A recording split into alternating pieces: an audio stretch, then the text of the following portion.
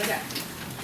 Ice hockey, the sport that we know today, has been a part of history for 140 years, although games on ice have been played for centuries. Ice hockey has become a more complex and competitive sport. While no one is sure how ice hockey began, stick and ball games have been played for centuries. A Scottish text written in the early 17th century shows that games played with a stick and ball called shinty was played on ice. Games were played in Scandinavia, Russia, England, and the Netherlands.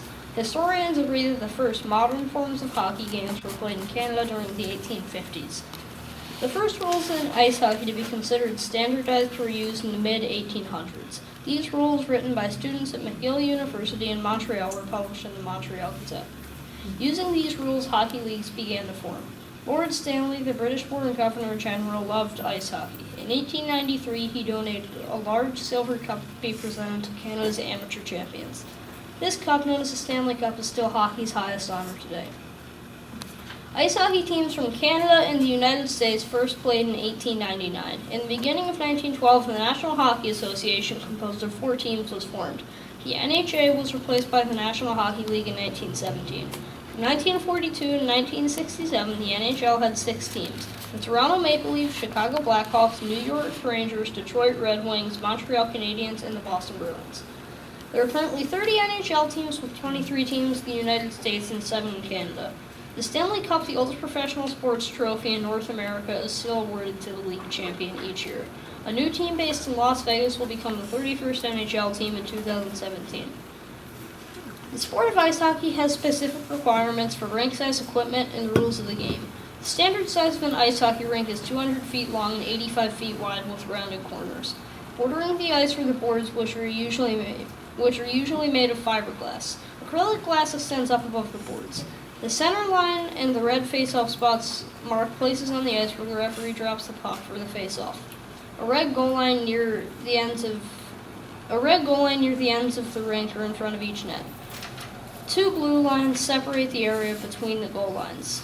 In between blue lines is the neutral zone. The rink always has a red center line that goes from one board to another in between the blue lines.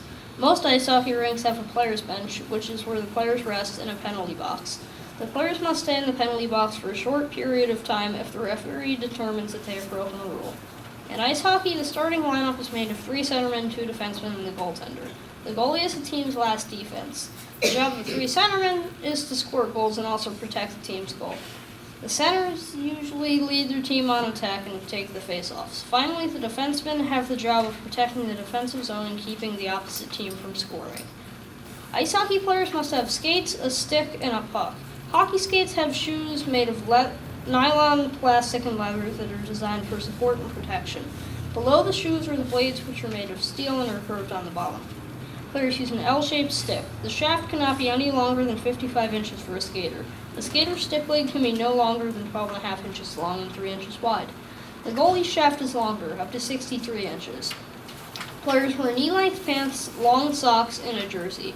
Under the uniform, a player wears elbow pads, shoulder pads, a garter belt, and shin guards. Players also wear gloves with long cuffs that protect the skater's wrists. Both professional and amateur players must wear protective helmets. The game officially starts when the referee drops the puck, which is called the face-off.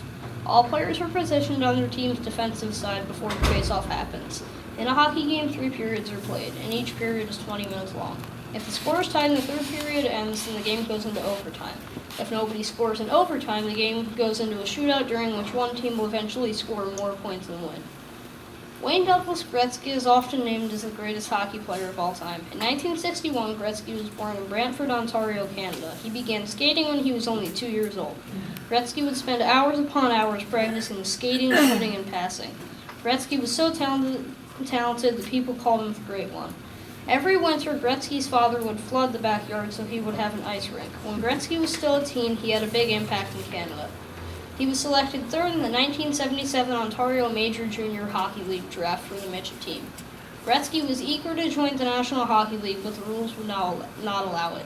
Instead of the NHL, Gretzky joined the Indianapolis Racers in the World Hockey Association. When the WHA closed in 1979, Gretzky was traded to the Edmonton Oilers. There, Gretzky played for 10 years. As a rookie, Gretzky won the Hart Memorial Trophy, the first time a rookie NHL player would win one. Since Gretzky was so talented, Canadian hockey fans adored him. Canada decided to make a Gretzky dollar coin after him, and in Canadian toy stores, Wayne Gretzky dolls were sold. Gretzky's team Edmonton became very successful. From 1984 to 1988, Gretzky led the Oilers to 4 Stanley Cups. In 1988, Gretzky was traded to the Los Angeles Kings. When Gretzky was traded to the Kings, he helped popularize hockey in the United States. In 1996, Gretzky left Los Angeles to join the St. Louis Blues. Gretzky played for the Blues for only 1 season before he left the New York Rangers. Wayne Gretzky played on the Rangers for 3 more years before he retired in 1999. Gretzky was inducted into the Hockey Hall of Fame, and the NHL retired his number 99. In Gretzky's total NHL career, he scored 894 goals and holds or shares 61 NHL records. Joseph Henry Maurice Richard was born on August 4, 1921 in Montreal, Canada. Growing up, Richard trained as a machinist, but he was also focused on hockey. On the ice, Richard was talented from a young age. Richard's rookie season ended after only 16 games because of a broken ankle. After this accident, many thought that Richard would not be able to survive playing in the NHL, but he recovered. He became the first NHL player to score 50 goals in 1 season. During his 18-year career as an NHL player, he scored 544 goals and won 8 Stanley Cup titles. In the 1940s, Richard was known for his great speed on the ice. One of his teammates, Ray Gatliff, gave him the iconic nickname The Rocket to Richard, and to this day he is known as The Rocket. In sport of ice hockey, the line consists of a center, left wing, and right wing. Maurice Richard skated in a line called the punch line, which was not meant as a joke. Members of the punch line were Maurice Richard, Elmer Locke, and Toe Blake. This line helped the Canadians win the 1944 Stanley Cup. Any doubts that Richard was a tough player were proven wrong in Game 7 of the 1952 Stanley Cup semifinals. Richard was knocked unconscious, but later returned to the game, played and scoring the series-winning goal. In 1961, Maurice Richard was inducted into the Hockey Hall of Fame, and his number 9 was retired by the Canadians. Richard passed away on May 27, 2000, and was the first Canadian athlete to have a state funeral in his honor. Fast-paced, energizing, thrilling. The sport of ice hockey has a long history worldwide. Many talented players continue to break records and new teams are formed.